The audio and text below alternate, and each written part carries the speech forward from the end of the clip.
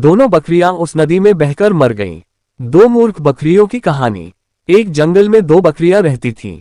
वो दोनों जंगल के अलग हिस्सों में घास खाती थीं। उस जंगल में एक नदी भी बहती थी जिसके बीच में एक बहुत ही कम चौड़ा पुल था। इस पुल से एक समय में केवल एक ही जानवर गुजर सकता था।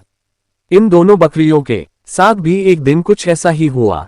एक दिन घास चरते चरते दोनों बकरियां नदी तक आ पहुंची। ये दोनों नदी पार करके जंगल के दूसरे हिस्से में जाना चाहती थीं। अब एक ही समय पर दोनों बकरियां नदी के पुल पर थीं।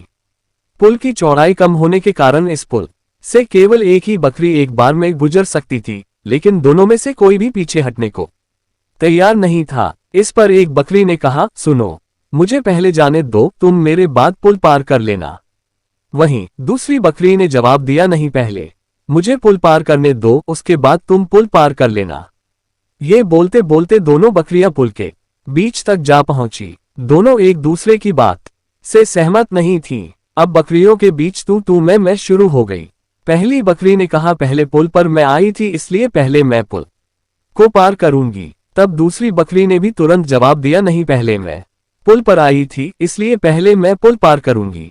ये झगड़ा बढ़ता चलता जा रहा था। इन दोनों बकरियों को बिल्कुल भी याद नहीं रहा कि वह कितने कम चौड़े पुल पर खड़ी हैं।